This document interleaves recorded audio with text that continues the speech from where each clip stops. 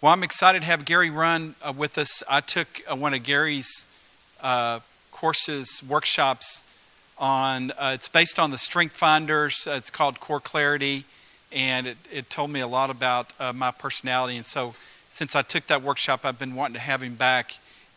Gary is the only child of a family born in Kansas, but he's raised in Alabama. And he graduated from University of Alabama, he wanted me to say.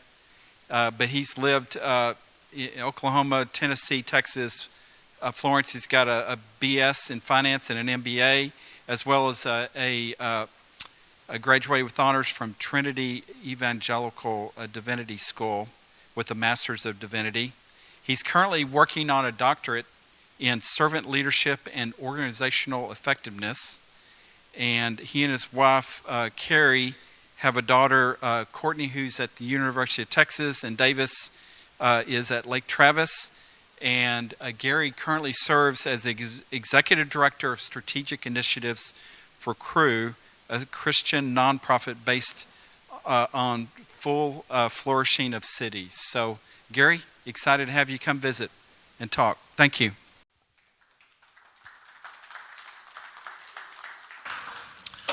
Well, thanks, Craig. And let me say from the outset, it's a privilege to be with you. And I know these are possibly challenging days for you. I want to jump right in. It's fascinating to me, the season that we live in culture. I think you'd agree with me that change is unprecedented. And especially as it relates to careers. What's fascinating to me is if you're closer to my generation, I won't exactly say how old I am, but you can probably tell. Then change sometimes has been that ability to adapt to something. Will we be able to adapt to the rapidly changing environment? If you're a millennial, the thing I've noticed is that can you retain them? Because they're seeking change so constantly and continuously. And even in the job search and the job market, there's the continuum of change. Some are trying to adapt, others you're trying to hold on to. It's a collision at times. But I don't think any of us would refute the idea that change is unprecedented right now. And it does have at least two, I think, consequences. One, expectations are immediate. People expect something the moment you show up because things are changing so rapidly. The expectations are right there. They're right on the surface. And the other implication, the other impact is that loyalty is beginning to wane. Employee loyalty by employers.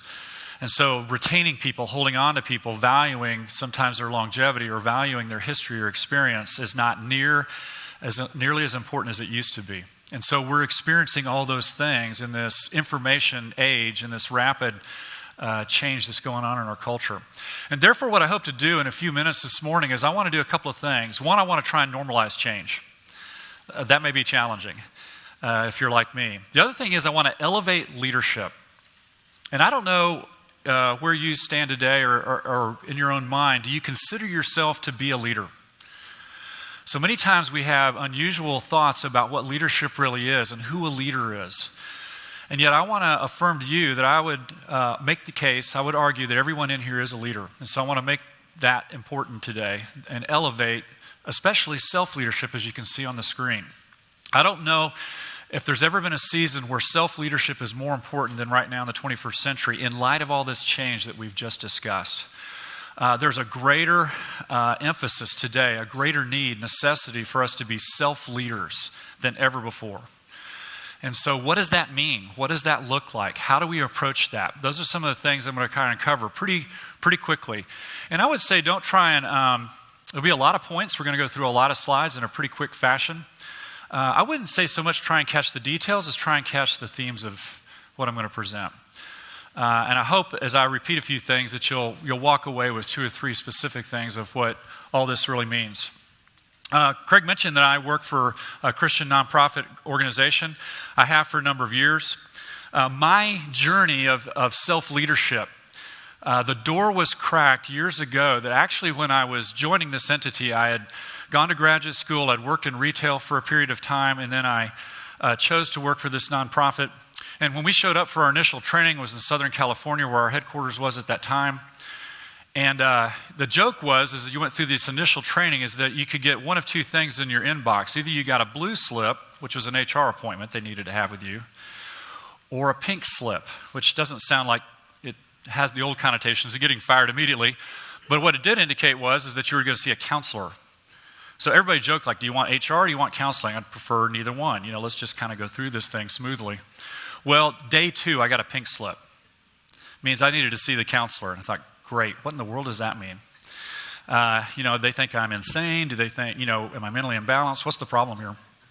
Well, initially the guy sat me down. He said, listen, looking at your profile, we had to take some assessments beforehand to show up. You tend to walk on eggshells with everybody. That's the first thing that came out of his mouth. Thought, where did he learn counseling? I thought you're supposed to kind of warm me up, tell me great things about me. But that's just what he came out with.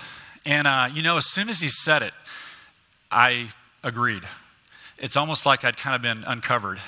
And he said, you have a lot of gifts and abilities, but the way you interact with people, the way people receive you, is that you're walking on eggshells. You're tentative to really engage in an authentic way. And again, we spent some time talking that through. And I think what it really highlighted for me is something probably a little bit core to who I am. In other words, it's not necessarily something that goes away easily. It's something I have to think about and work on for the rest of my life. But it began my journey of self-leadership because a lot of self-leadership is self-awareness. Who am I? Why am I here? What do I need to pay attention to that may be core to who I am, but could either help me excel in what I intend to do or could hold me back to some degree? And so again, that began my journey of self-leadership. Since then, I could tell story after story after story, as you could too, about other people, other events, other things that have come into my life that have continued that journey of self-leadership to raise up certain aspects of who I am or what I bring to the table that, again, can either propel me forward or sometimes can hold me back depending on how I respond to them. So again, we're going to look at a variety of things as it relates to leadership. And again, to try and normalize change, elevate leadership. What is leadership? Again, you may not consider yourself a leader, but I want to argue that everybody in here is. Sometimes we look at this concept of leadership and it gets overwhelming. It gets really big. And again, we may not consider ourselves to be that person. But what is it? This is the definition I love best by a man and woman that has done a lot of writing on leadership, Daft and Lane. But notice it says that leadership is an influence relationship among leaders and followers who intend real changes and outcomes that reflect shared purposes. Fairly simple definition, but I want you to home in on 3 aspects of this because there's 3 things to me that stand out the most. 1, leadership is an influence relationship.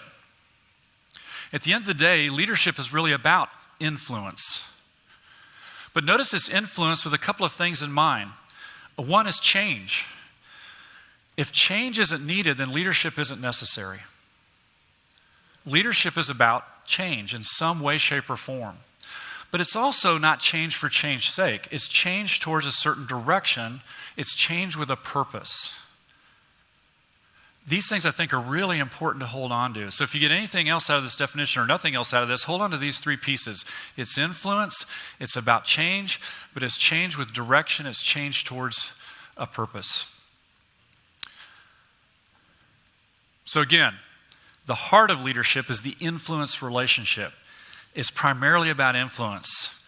But then this next half of the statement is most important, I think, for our purposes today. The most important influence relationship is the one with yourself. Absolutely. And notice some things about the characterizations I'm bringing out about leadership. None of these characteristics require title. See, we usually think of leadership as the person with a title that indicates leadership. But when you think about that, relationship is actually far more important than title. The people that have had the biggest impact in my life, the people that have had the greatest influence on my life, have not necessarily been the people with titles. They've been the people that I was in relationship with, and I allowed them to have influence on me. And from some of the feedback I've received from others, I have held certain leadership titles at different points in my life. Sometimes that's been a help. Honestly, sometimes that's been a hindrance to actually having real influence. But the people that have given me feedback and said that I've had an influence on their life, it was out of relationship and had nothing to do with the title, organizationally. Titled relationships is really about positional authority. But relationship is about granted authority. It's the authority that people grant you into their lives. And I would argue that's far more powerful. And that's reciprocal. It works both ways. It's not just that we're seeking that in other people's lives, but are we opening ourselves up for others to have that type of authority into our lives? Will we grant them the opportunity to have influence on us, as well as we'll be open to having influence on others?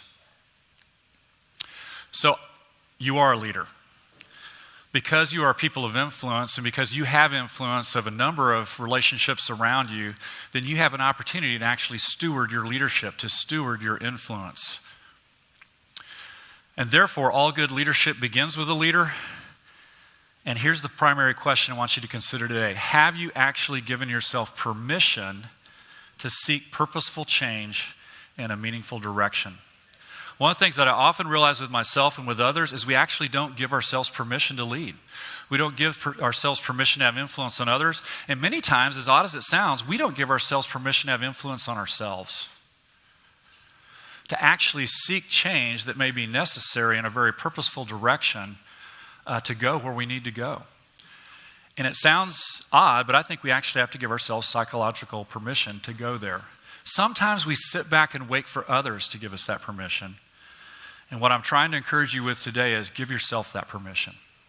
That's a big part of self-leadership. Okay, then there's 3 different disciplines to self-leadership. And I'll keep hammering away on these. If there's nothing else that you remember, again, if you can just remember these disciplines, we'll unpack each of them. But I think if you can walk away with these 3 disciplines, you'll get the heart of what I want to communicate today. And notice I do say disciplines, meaning for me, these are practices. It's not a one and done. But each of these 3 things that we'll talk about, there's a continual application, a continual effort that needs to be given to them. First, self-awareness, knowing who you are and why you are. And this may be the most important piece, because I'd say the other 2 flow out of this one. Self-awareness. You'll hear me make this statement a couple more times, but good leadership often results from great self-awareness. Do we really understand who we are and why we are? But the second discipline is self-management, knowing your insides. I can think of a better way to say that. But you'll see there's a dual nature to that. There's knowing who we are kind of emotionally and spiritually. There's also knowing our insides physically. So self-management, are we able to regulate, manage that which comes from within us and affects us for positive outcomes? And then finally, self-development. Probably really the place that we want to arrive at and get to is knowing how to be a learner and a builder is really the key there. Knowing how to be a learner and a builder. One of the things that I often tell even leaders that have titled authority is that the day you quit learning as a leader is the day your leadership platform begins to erode. If you want to be a person of influence for the rest of your life, both on yourself in positive ways and on others, you have to remain a fresh learner for the rest of your life. So we'll come back around to some of that thinking as we get to self-development. But there's the 3 disciplines. Again, if you could hold on to anything, it would be those 3 things. Self-awareness, self-management, self-development. Those 3 disciplines will lead to great self-leadership. And so we'll take a look at each of those in a pretty rapid way. But again, I hope you'll hang on to those 3 things. So let's talk about self-awareness. Good leadership begins with great self-awareness. A few things here. One, it requires you knowing your makeup. We'll talk about your makeup and what that means. We'll also be about understanding your motives. And finally, it'll be about knowing how you come across. This all relates to self-awareness. So again, it's aware of who you are, but it's also the awareness of how you impact others. As I got that pink slip and the counselor said you walk on eggshells with everybody, he began to unpack for me both how that affects me and how I enter situations and relationships, but also how others receive me, which is really important as far as awareness is concerned and the ability to have and receive the kind of influence I wanted to give and to receive. Okay, so let's look at each of those briefly too. Your makeup begins with your gifts and abilities. Now, I am a person of faith. I believe strongly in those things that I've learned through my faith. And one of those things is that you were given certain things when you were born. I do believe in a creator and that as created beings, you have certain gifts and abilities that you were given at birth. And uncovering those things is critical because we're unique. It's both the beauty and the mystery to me of creation. The beauty is there's no one exactly like me or exactly like you. And that I benefit from the difference if I look at it that way. But also I've got something to give. I can bless others through the difference. But I have to understand what that is that I bring to the table for that to really transpire, to have the impact that can be positive and beneficial. So that's gifts and abilities. But also there's your journey. And I was just telling Craig in the back of the room, as I work with leaders in our leadership positions, the thing that I emphasize the most these days is going back and learning your leadership journey from whenever that time was that you were cognizant of the influence you were having until today. Because the thing I'm watching with leaders is, especially those leaders who don't lead well, who have a negative impact on others and who are very destructive, often they don't know their journey. They don't understand how people, events, different situations in their lives have impacted them and made them who they are today. They haven't taken time to look at that journey. And again, because I am a person of faith, I believe that journey matters. That story that's longer in nature, depending on how long we've lived so far, has an impact on the story I tell today. And the story I tell today impacts people and how they receive me and the kind of influence that I can give. So in makeup, we're going to look at mainly these two things, gifts and abilities in your journey.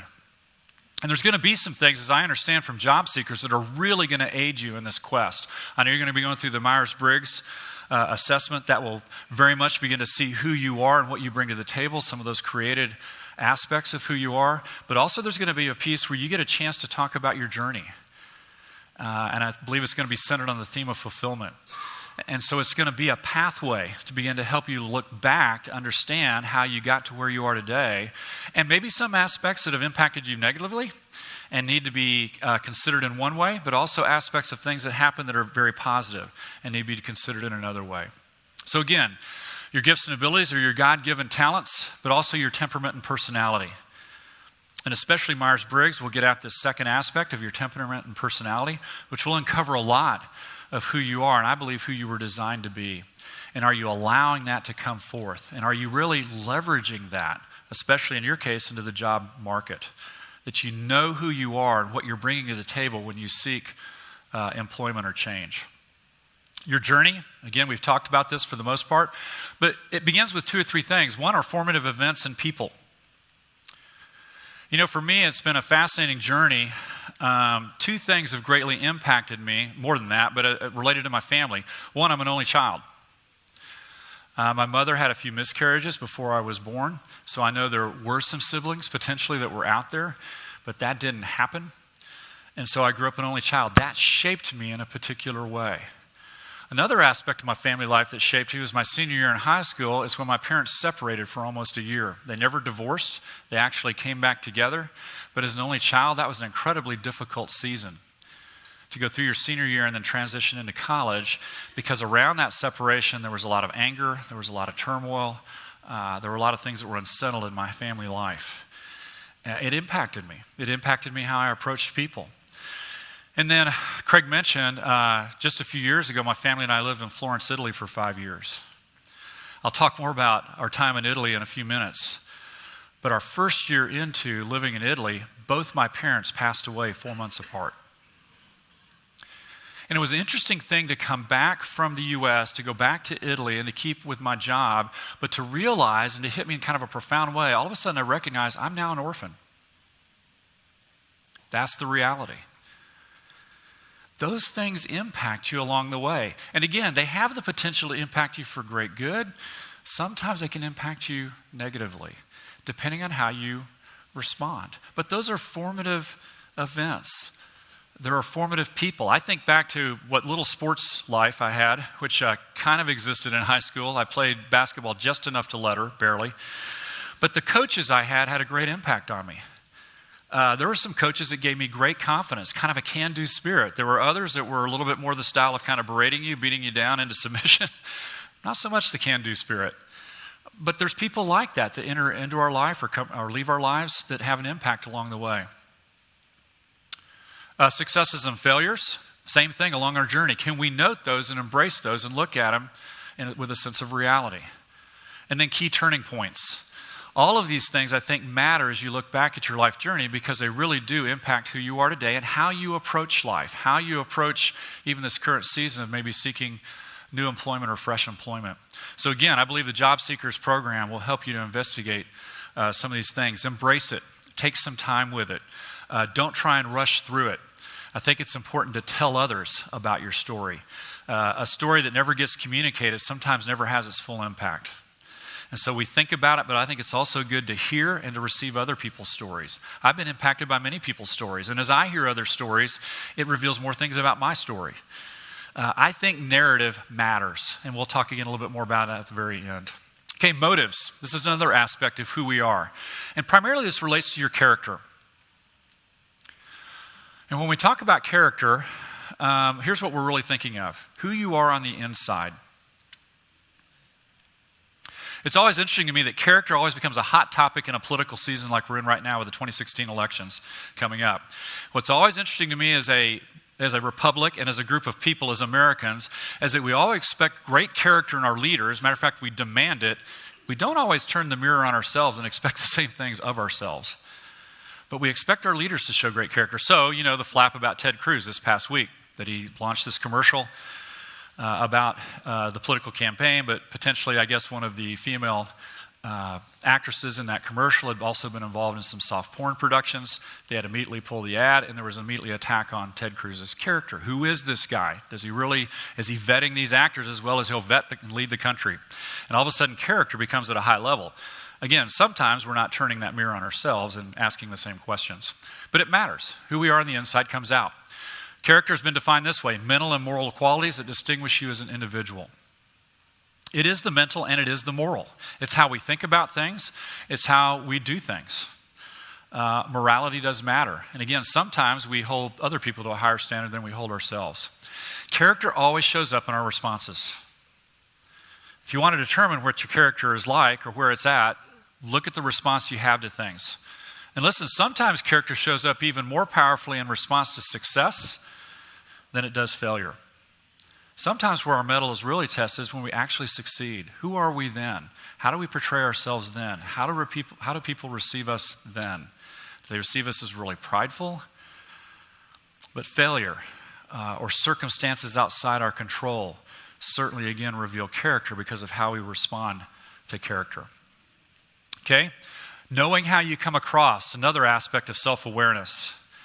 I want to talk about two things, but very briefly, because I think you're probably familiar with them, but our presence and emotional intelligence. Our presence is that idea of, again, who do we bring to those outside of us? How do others receive us? Sometimes that's difficult to discern. But that really is the heart of emotional intelligence, is that presence in what people receive from us. There's an author named Edwin Friedman who makes this quote. He wrote a book a few years ago called A Failure of Nerve. He's a fascinating guy in that he's brilliant. He's also a Jewish rabbi. And so he brings kind of a unique combination of great intellect, but a level of faith to it too. But he makes this statement that the greatest quality he believes that will be necessary for leaders of the 21st century is the ability to bring a non-anxious presence into every situation. And his theory is this, that because we live in this season of unprecedented change, there's also just a layer of angst in our culture today that pervades everything. Have you sensed it? There's just an anxiety. Even when things are going well, there's a level of anxiety that's risen in the 21st century. All this technology is supposed to help us have more time, we have less. All this technology is supposed to help us be more balanced in our life, we're less balanced. We're more busy. We're more anxious. And you can sense it. You walk into any setting or situation, and you sense the level of anxiety. I sense it in my kids' school at Lake Travis High School. I sense it at the University of Texas as I get bombarded by emails as a parent of a student. I sense it in my own workplace. I sense it with those partners that we're trying to develop as we try and help cities across the country flourish in a variety of ways. And it's always the grasp for more resources and new technology and new strategy and just the lack of things that they have and what they need. But there's this angst that just pervades, and it's in the atmosphere and it's in the air. And I think Friedman's right. The leader that's going to do really well is a leader that can come in and bring a non-anxious presence to all of that and say, you know what, there's a way through. And I don't have all the answers, but together we'll figure it out. And again, this begins with leading ourselves. How anxious are you about your own life, your own situation, your own setting? The degree that anxiety rises may be an opportunity to look inward and to gain greater self-awareness so that we can bring that non-anxious presence not only for others, but for ourselves in our own context. Abraham Lincoln said this about character: reputation is the shadow, character is the tree. And again, in other words, that character is who we are at our core, but it does cast a shadow on all those around us. So if we bring good character, if we bring that mental fortitude and moral qualities to a situation or setting, that's the shadow people will feel from us. If we don't, there'll be another shadow that they feel. And again, it begins with knowing who we are on the inside. I also want to reference a few things from the Bible. Psalm 139 is a psalm that King David wrote. If you were to ask people of the Jewish faith today, probably who are their three heroes of the faith, David would certainly be one of them. Probably Abraham, Moses, and David. David was the second king of Israel. David is the only king referenced in the Old Testament that's also referenced in the New Testament. And the reference in the New Testament says he was a man after God's own heart. That's a pretty high mark. But he wasn't perfect in any way, stretch, or form if you were to read his biography in the Bible. But one of the fascinating things about this psalm that he wrote is that you can see here in one aspect of the psalm, early on, he says, I praise you, talking about God, for I am fearfully and wonderfully made. He wasn't perfect, but as he looked at himself and he reflected on who God made him to be, he acknowledged that there was something wonderful about his being. There was something unique. There was something positive about that because he was a created being. And he says, wonderful are your works. My soul knows it very well. This verse actually was one of the verses the counselor back with the pink slip, he brought me to and said, you know what, because you're walking on eggshells with so many people, I don't know if you know this. I don't think deep down you believe the last phrase of that verse. I don't think your soul knows very well that you are fearfully and wonderfully made. And I looked him in the face and said, you're absolutely right. I don't see myself that way. I don't see myself accurately with faults, with problems, but also fearfully and wonderfully made. That I can move forward with confidence and yet with humility, knowing that I am not the all to end all, but I've got something to bring to the table because of who God made me to be. So David references this. He sees himself as a creature, a created being, fearfully and wonderfully made. But look how he ends the psalm. He ends it this way: search me, O God, and know my heart. Try me and know my thoughts, and see if there be any grievous way in me, and lead me in the way everlasting. In other words, he saw himself as a wonderfully created being. He also recognized he needed help. He needed insight on his life. And in this case, he was looking to God himself to give him that kind of insight. Show me where I'm flawed. Show me where I'm thinking poorly. Lead me in the way that's going to be positive, that everlasting way. And I think that's the tension we have to hold up when we think of self-awareness. I'm fearfully and wonderfully made. I still need help along the way. I need the help of my Creator. I need the help of community. I need the help of others because I'm not perfect, but I'm still fearfully and wonderfully made. I've got a powerful contribution to make. And so I think it's powerful how David portrays that for us. Okay, let's talk about second aspect, the second discipline, self-management. Anybody into emojis? My kids are communicating more and more with me with emojis. I have no idea what's going on. Apart from the happy face, I am lost. So I had to throw that little graphic up there just because I don't. Those are probably about the 6 I get. That's it. But good self-awareness also leads to good self-management. I talk about managing your emotions. That's one aspect. It's also about managing your expectations, both of yourself and of others, and managing your health. These are some things that are probably on the surface for us. I'm not going to spend a lot of time on them because they're probably fairly intuitive, but it's good to raise it up again. So again, I'm going to argue that good self-leadership starts with great self-awareness, but great self-awareness should open the door for us into self-management and self-development. So let's talk about these aspects of emotions. In particular, when I think about change and I think about job change, these 3 emotions hit me the most: depression, anger, fear. Let's go back to Italy for just a moment. Italy for me was not, I wasn't changing companies, but I had hugely and somewhat naively changed the context of my work. As my wife and I considered, we had been asked to consider going to Italy for a season of time with my company. For us on the front end, it just sounded like a great adventure. And our kids were 8 and 11 at the point. We kind of thought, well, it's kind of now or never because, wow, they're almost getting into junior high. And, do you mess with that? And so we said, yeah, let's do it. Let's go for it. Well, it was a great journey. We loved our time in Italy. But, boy, it sure opened the doors on a lot of other things, too.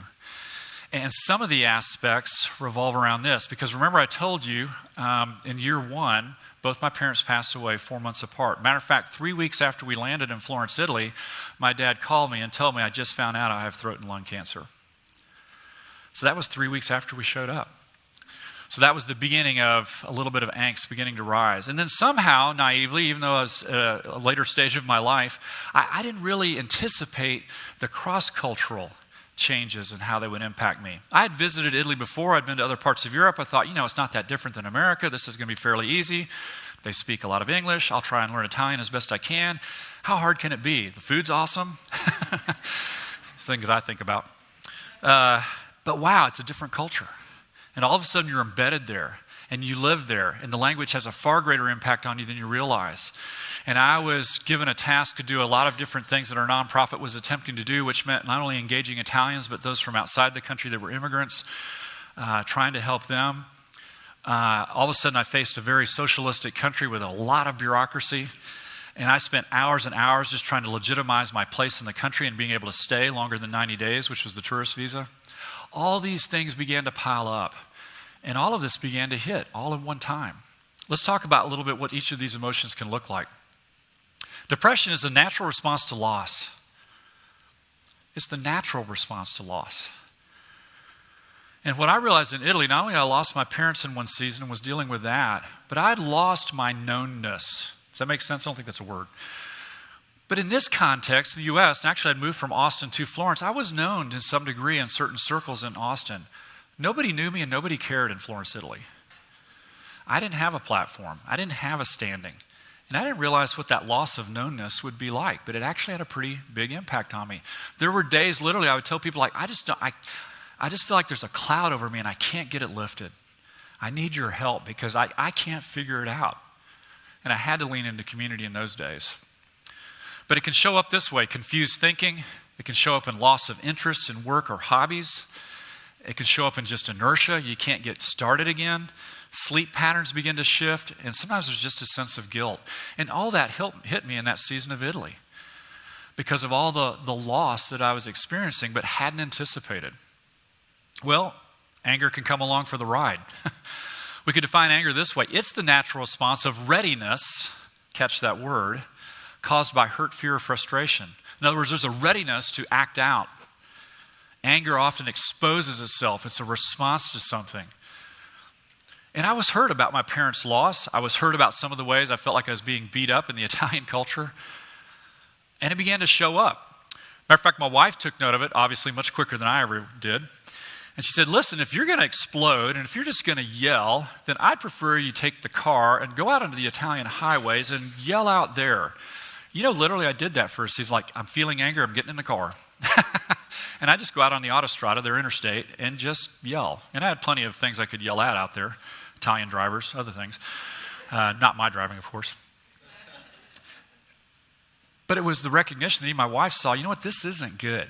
This thing that's coming out of you, it's got a source somewhere, and it's impacting us. And it can show up in explosions. It can show up in alienation. Sometimes it shows up in isolation, just withdrawal. The other one's fear. It's the natural response of concern or regret over uncontrollable or unwanted situations. And a lot of leaders actually lead in fear. Even those leaders with titles. A lot of them lead from fear, and you are impacted by it, and so am I. And it's not a positive thing. Because usually where fear shows up, it either shows up in trying to run as far away as you can, or it doubles down on control. I'm going to control my environment, or I'm going to escape my environment. Fear has a tendency to push us one way or the other when we have these unwanted things. But it can show up the same way as anger. Explosions, alienation, isolation. Well, what do we do about emotions? The pathway to overcoming these are often naming them. First is to recognize. Remember, again, we're under this big rubric of self-awareness and now self-management. It begins by naming them. Can we actually be honest about, say, you know what? I am depressed. I am experiencing some anger about the situation, circumstances I'm in right now. And I'm a little bit fearful of what's right in front of me and how this is going to turn out. And sometimes the first step is to simply name it, to acknowledge it and not see that as a weakness. But it was challenging for me to actually, in that season of Italy, realize all three of those were hitting me and for some similar reasons. The change was so massive in my life, I just didn't understand how it was impacting me. But I think they're best healed in community. I rarely see in my own life or the lives of others how these things get better alone. That we really do need each other. And I would make the case that, again, out of my life of faith, it was designed that way. We were designed to be in community with each other and to be able to share some of these burdens, and others share burdens that we can help lift because these things are healed in community. Sometimes professional help is necessary. And in that season, I absolutely sought the help of a counselor again on my initiative this time. Because I needed to talk it out with somebody. I needed somebody with some professional insight to help me navigate and figure out why and then what's the way forward. So sometimes professional help is necessary in these seasons. And often they're short term. Doesn't mean you necessarily need professional help for years and years, but for a season to get past it. Okay? Also, managing your expectation of yourself and of others. Let's talk about both those real quickly. Of yourself, not letting shortcomings hold you back. I think one of the greatest challenges when you're in a high season of change, especially change that was thrust upon you, not change you chose, is that all of a sudden all your weaknesses come to the surface. All your shortcomings are right out front. And you wonder and begin to define yourself by your shortcomings, don't you? It begins to sound like every day, I can't. And we lose sight of what I can do and who I really am. Yes, I can't do everything. I am not omnicompetent. But I'm fearfully and wonderfully made. There's some things I do bring to the table. There's some ways in which I believe God wants to use me in some facet of society and in my family. But in great seasons of change, especially change that was thrust upon you, it's easy to look at only what you can't do and your shortcomings. Also, not beating yourself up when you don't meet your own expectations. So whenever you enter into great change, there's going to be some roadblocks. Some of them you can get past. Some of them are really challenging. Either they take greater length of time or you can't get past them. You just have to acknowledge them and go a different direction. But sometimes we can allow those expectations to, again, define us, and we beat ourselves up. We make ourselves out to be bad, rather than just acknowledging what's true in the setting and the circumstances and then figuring a path forward. But also expectations of others. And I think there is a fine line. There's a balance between meeting others' expectations and not being controlled by them. So expectation management, if you will. It's better if we can do this. Better to shape expectations than be shaped by them. So even as we look at employment situations or settings or other issues of life, what are my expectations that I bring into this? Can I bring a level of management to these expectations and not just be controlled by others' expectations, or always becoming a yes person to the degree that I just get the job or I just get the answer or decision I want, but I've kind of sold myself out. And really the environment I'm stepping into is no longer one that I would embrace. So again, self-management in that regard of expectations. Managing your health. I just put this all in one slide because we actually know these things. We're just not always good about applying them. But it makes a difference when we're trying to manage ourselves, especially in seasons of great change. Are we still getting adequate sleep? Are we eating well? Is there a moderate use of alcohol and caffeine? Are you getting any exercise? Is there positive human contact? And we'll talk in a minute about avoiding negative people. But in great seasons of change, a lot of times these are the first things to go out the door. But they impact us. Our ability to wake up and to just be able to function normally impacts us. So, therefore, there's a few things we need to avoid. Avoid negative people. If all you have are kind of toxic, negative people in your life and you're in a season of great change, of trying to make some directional shifts, it's hard to be around negative people because, again, they're only going to emphasize the can'ts instead of the cans. Disorganization. I find that when I'm kind of leaning towards depression or fear and anger, I sometimes get more disorganized, but that just compounds things. And it helps me to actually stop and take some time to regain organization to move forward. But also this last one, not second-guessing decisions. You ever have buyer's remorse? Not just on the things you buy, but on the choices you make daily? But sometimes I have to realize, you know what? I'm not going to do that. I'm not going to play that game. I'm not going to second guess. I did my homework. I did due diligence. This is a choice I made. I'm going to own it. It may mean I need to make another choice to change direction again, maybe even in the near future. But it doesn't help to second guess, because typically that just causes us to devalue ourselves.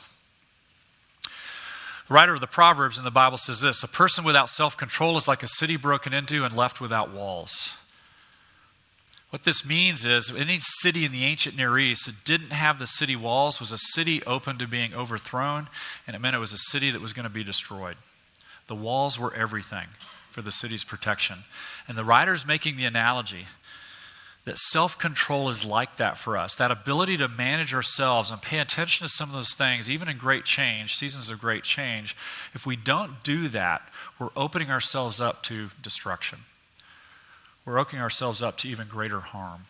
Self-management matters. Okay, well, let's look about the last one, self-development.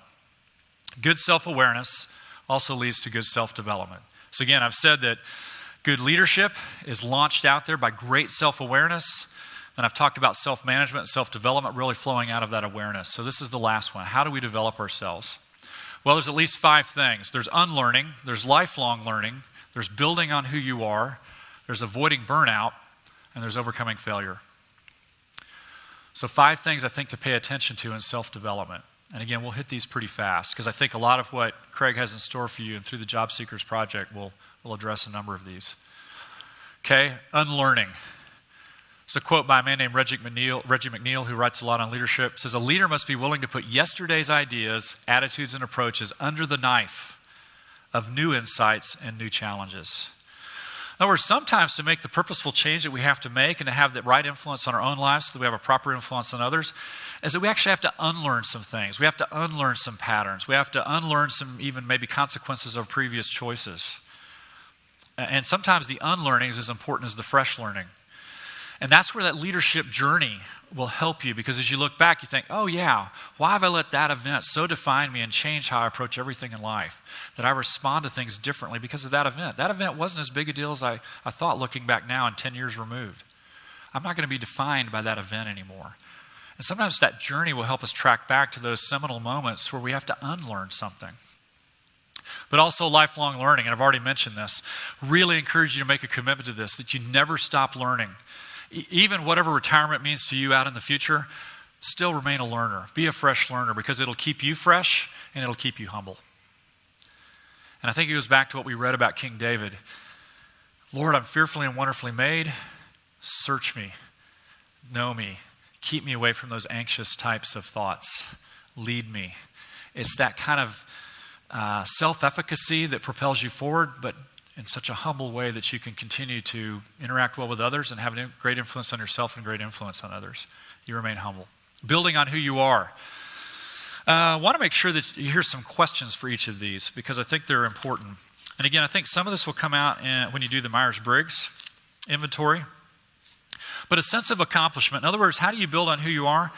Well, sense of accomplishment. You're asking this question: what is it that you feel most fully alive doing?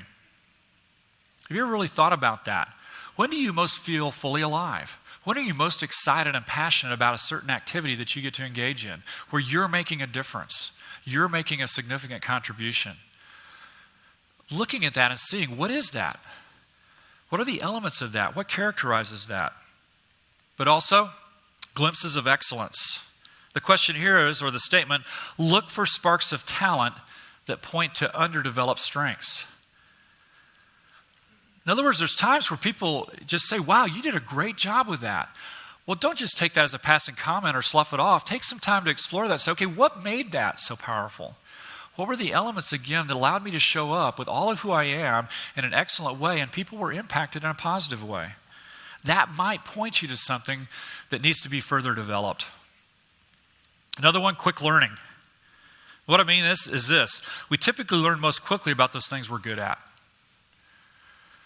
In other words, I can't get enough of the if people compliment me towards something and say, wow, you really showed up in that. You did a great job in that. That was a positive influence or impact. I want to learn more about that. That invigorates me. That excites me. Pay attention to those things, because quick learning happens in those things that we're typically good at. Sustained growth. we don't typically tire in developing in the areas that we're really good at. Usually, if you're really good at something, it actually propels your desire for more information, more skills, more knowledge. It isn't like, oh, great, you finally gave me the compliment I was looking for, I'm done.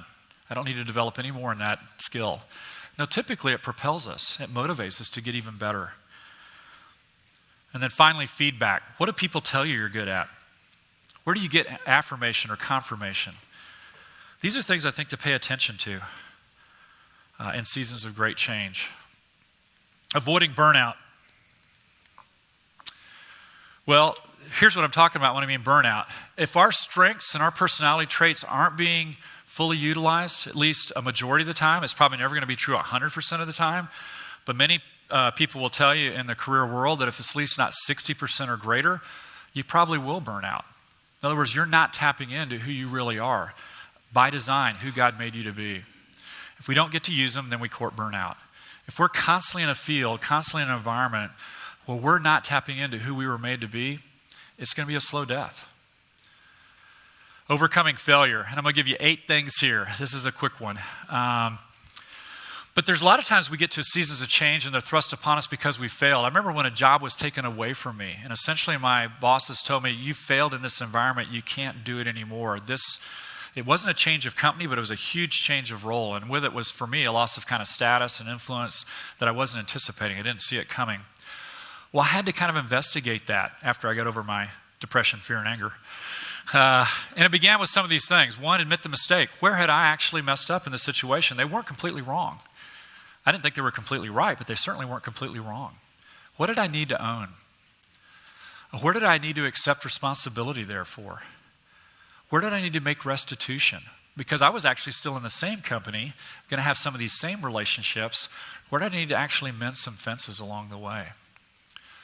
Where did I need to reassess my life vision and values? I had to do that because now I was forced to look at new roles that I had never considered before. Where did I need to mourn the loss? It actually took a season that I needed to mourn that loss. I was losing a title, I was losing a level of influence, I was losing a role in some relationships with people that I was leading. There was a loss for me on that. Where did I need to move to closure? And to say, you know what? I'm no longer going to talk about that. I'm going to keep replaying the tapes in my head. That's behind me. It's a part of my journey, but I'm looking that way. I'm looking forward.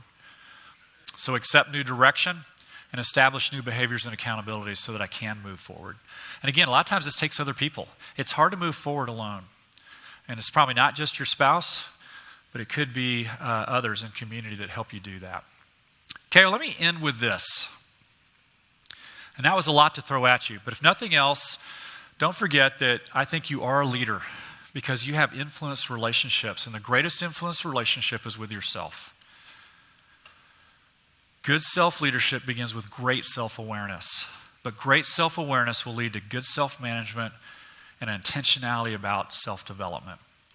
But I want to come back to this idea of why and why it matters. The narrative of your contribution, because I think all this gets back to purpose. Why are you here? Remember I talked about who are you, but also why are you? This is about the why are you. I'm coming full circle. Again, I believe you were created for a purpose. In other words, if you think about anything that's created, also you could reverse this and say, therefore, purpose flows out of creation. Think of anybody that creates, an artist of any genre. No one creates without a purpose in mind. There's intentionality with creation. There's intentionality with people that make things and build things. The same with our Creator, I believe. In other words, you weren't built, you weren't fashioned, you weren't created without intentionality in mind, without purpose in mind. I strongly believe that. To me, it's logical.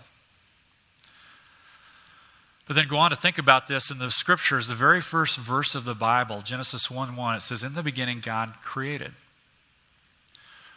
The God that we believe who has always existed stepped into time. The timeless one stepped into time and he created something. If we read that account, no matter how we believe how it happened, there were several seasons of creation. There was light, there was heavens, meaning the air around us. There was land, there was vegetation, there were sun and stars, there was flying and sea creatures. I don't know why he started there, then land creatures. And then the culmination, the pinnacle of his creation is displayed by the Bible, mankind, man and woman. But he says something about them a little farther on in that chapter. says, then God said, let us make man, meaning man and woman, mankind, and let them have dominion. This begins to reveal his intentionality and his purpose. There were two aspects. We were created to multiply and to reign. Now, sometimes people think of multiply as let's just populate the planet. I don't think it meant just that. One aspect of it. But the other aspect is literally to increase things, to grow things, not just ourselves, but to grow and increase what's out there and to steward that well. So both to increase, grow, and to reign or steward over.